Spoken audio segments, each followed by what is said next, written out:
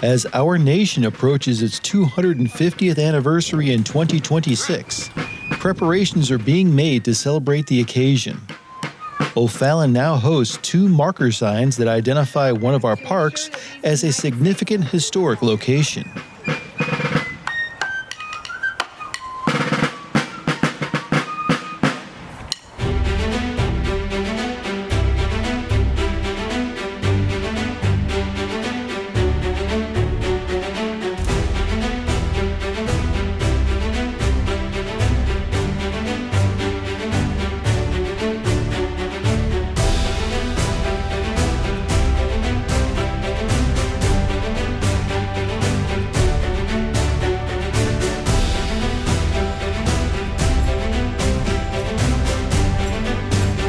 Fort Zumwalt Park was graciously selected by the Daughters of the American Revolution to host a pair of historic markers.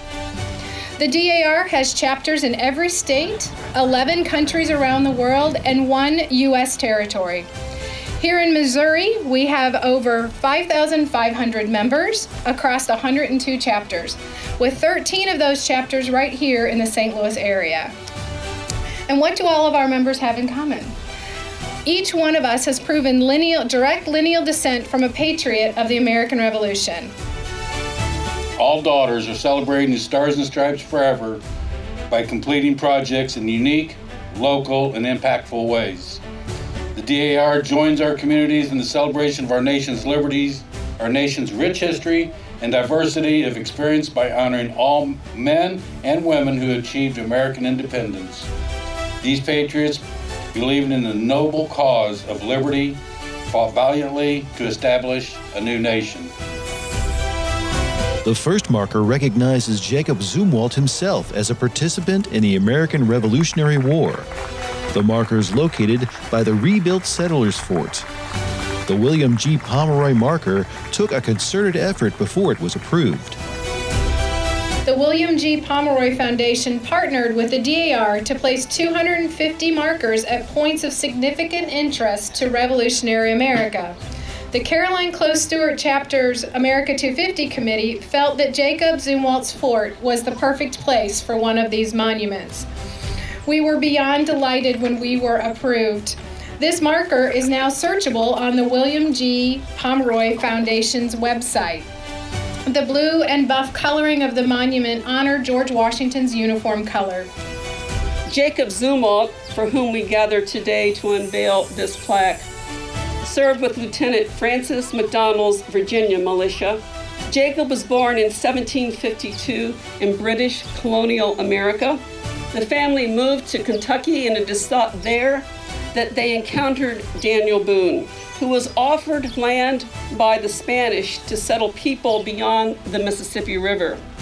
In 1796, Jacob, his brother Christopher, and Christopher's son Peter crossed into the upper Louisiana Territory, known as the St. Charles District.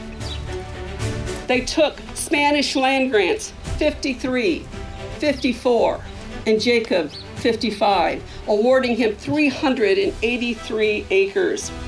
Eventually, 6 of the Zumwalt brothers and their families would settle here in the St. Charles District. This was absolutely beyond expectations of the people that came, the whole ceremonies, the beauty of just reading the anthems and the charges. Those were just wonderful, and I thought everybody was so attentive and genuinely interested. And so it was a great event.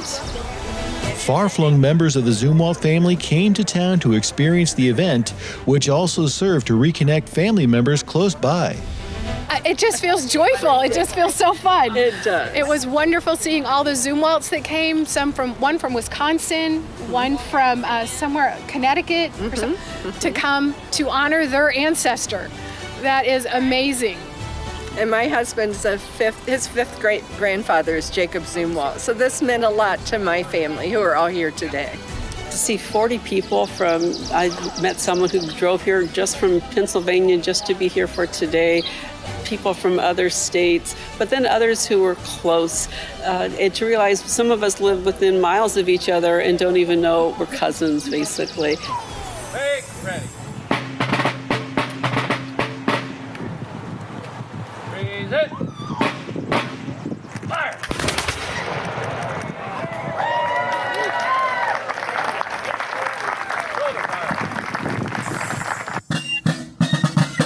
A second marker, located by the historic Heald Home, commemorates the 250th anniversary of the signing of the Declaration of Independence.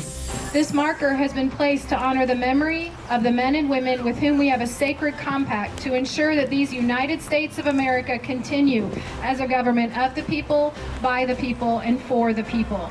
It is also designed to raise appreciation amongst current and future generations of Americans of our patriot sacrifice for their benefit. Nothing is really ended until it is forgotten. Whatever is kept in memory still endures. May this marker help to keep alive what is special of our history.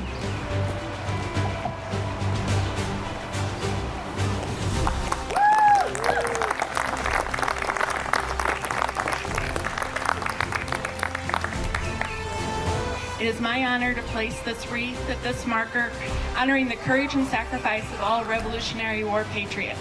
Those brave men and women challenged what was considered at the time the strongest empire and military force in the world and won against impossible odds.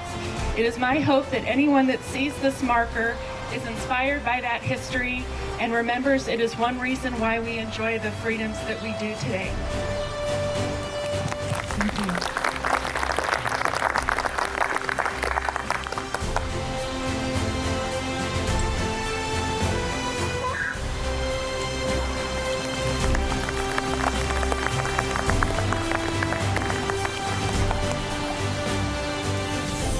The Caroline Close Stewart chapter of the NSDAR initiated the process to achieve this recognition.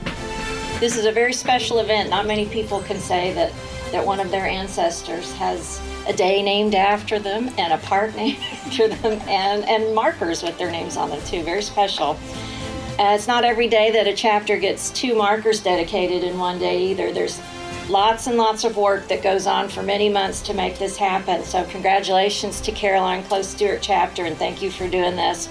And I also want to mention to everybody while we're here that our state conference was just a couple of weeks ago, and the Caroline Close Stewart chapter was named our Outstanding Chapter of the Year. So congratulations for that too. Bring the family to Fort Zumwalt Park to see these inspiring markers and reflect on the sacrifices it took to build this nation.